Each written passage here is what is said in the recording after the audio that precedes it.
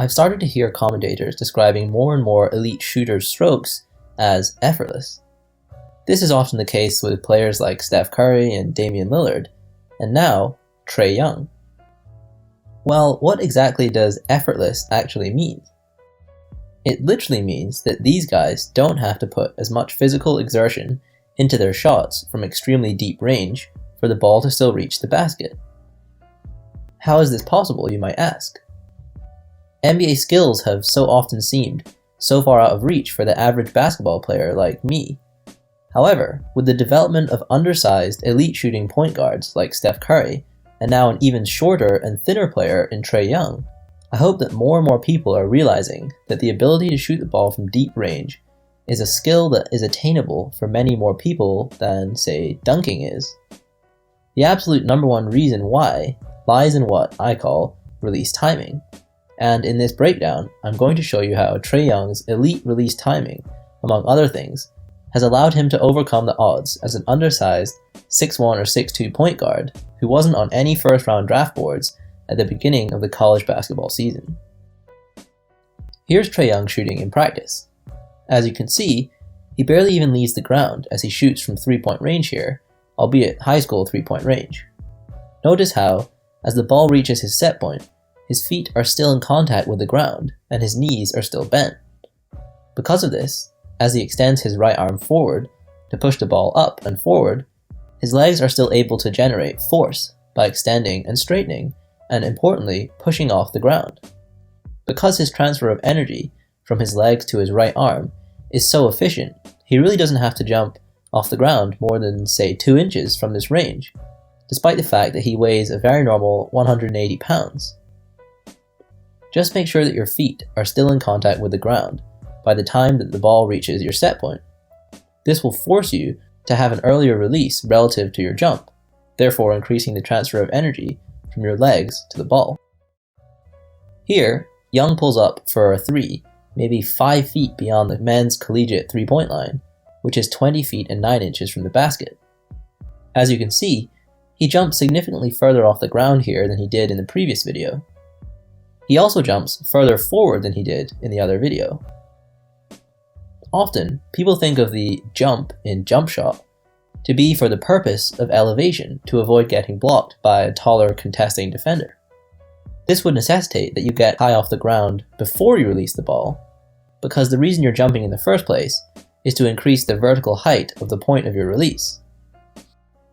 I'd like to point out that the new purpose of the jump in jump shot with shooters like Trae Young, instead of being for elevation, this new jump is purely for the purpose of generating power. The key difference is that shooters like Trae Young release the ball before they even reach the apex of their jump, no matter the height of the jump. This means that, as Young increases the explosiveness and forward angle of his jump, he's doing very little to the actual vertical height of his release point, but rather he's just ramping up the power that he's transferring from his legs to his right arm. Even if he jumped 2 feet off the ground, it wouldn't matter, because the ball is long gone before he reaches the apex of his jump. The conclusion here is not to think of your jump as adding height, but rather as adding power. The other conclusion is that, no matter your height and stature, you can develop the ability to shoot the ball from deep by developing elite release timing. When Trae Young gets into the NBA, he will probably be the shooter with the deepest range, behind Steph Curry, meaning that the 2 players with the deepest consistent shooting range will be 2 of the smallest players in the NBA. If that doesn't give the average basketball player under 6 feet tall hope, then I don't know what will. In addition, by maintaining this early release relative to his jump, Young maintains a quick jump shot, something that is especially important for someone his size. I'd like to point out that in a mid-range situation, things change. Because you're closer to the hoop, the power from your legs becomes far less important. Your shooting arm, tricep, and shoulder have enough power to push the ball to the hoop on their own. This is why it's possible to be a good mid-range shooter with late release timing relative to your jump, like we saw with players like Michael Jordan. Remember though, that Jordan wasn't a good three-point shooter by today's standards. Also, in mid-range situations, you're more likely to be closely guarded than if you're standing, say, 25 feet from the hoop. This means that the need for a higher release point height becomes important, and you're more likely to have to shoot over people. Even in the case of the mid-range shot, however, players with the very quickest releases, like Steph Curry, don't have to elevate because they can just shoot so quickly that contesting defenders can't reach up in time to block their shot. This is just something that you will have to figure out on your own over time, and it depends on how quickly you're able to perform your release while still maintaining consistency in your shot. Moving back to Trae Young, I want to talk about something that has become more commonly understood in the basketball community thanks to people like ProShot, among others, and that is the turn. The turn simply refers to the slight turn away from the shooting side that all of the best shooters in history have displayed. You can either think of it as turning the feet to point to the left of the basket for right-handed shooters, or turning the shoulders to the left of the basket.